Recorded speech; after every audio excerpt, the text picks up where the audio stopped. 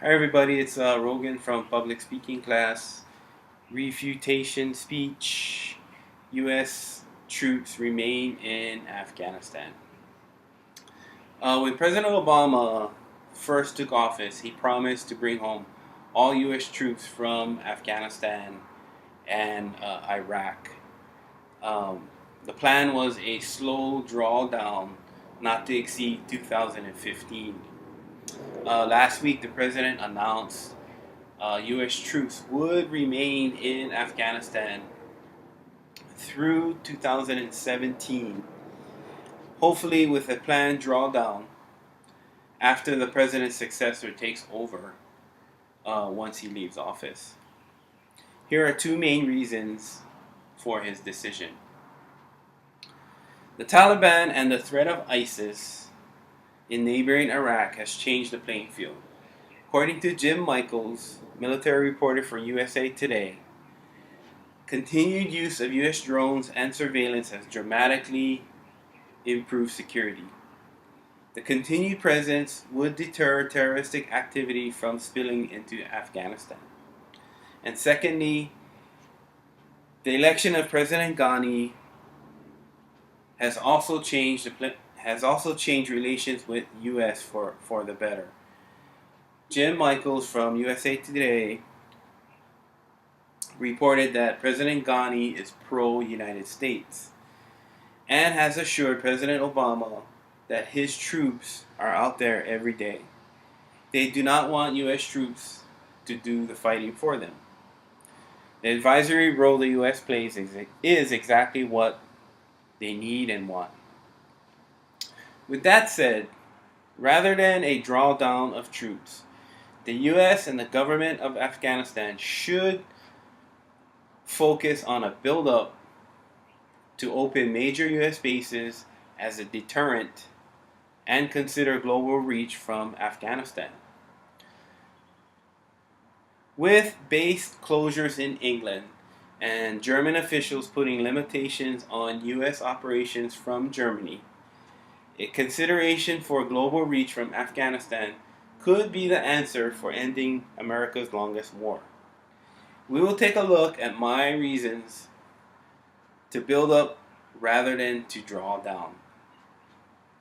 As Jim Michaels of USA Today reported, the use of U.S. drones and surveillance has improved the security. I say it is not the answer to keeping the Taliban and ISIS out of Afghanistan. It is only a start. U.S. allies, Arab nations that are fighting against terrorism should consider opening bases in Afghanistan and committing 100% to stopping terrorism. Drone operations are usually controlled from Germany, keeping the cost of operations very expensive. We need to form a build-up to mimic our Cold War thinking. And second, Oriana Pollack, writer of the Military Times, reported in January 2015 that the United States announced closing at least 3 U.S. air bases in the UK. These closures are saving the U.S. $500 million annually in infrastructure costs. These liquid assets should be used to build up the U.S. bases in Afghanistan. Stop the management criticism by using money from cutbacks to finance the effort against terrorism. Luke Coffey, writer from the Heritage Foundation, reported as far back as 2012, stating cuts will reduce the ability and flexibility of the U.S. to react to the unexpected in Eurasia and the Middle East.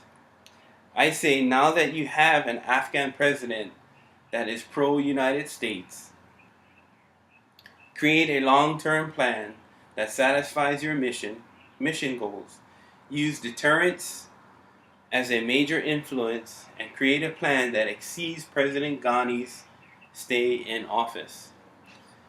These plans will hush your critics as well. In conclusion, the government officials need to think big and commit to knocking out terrorism.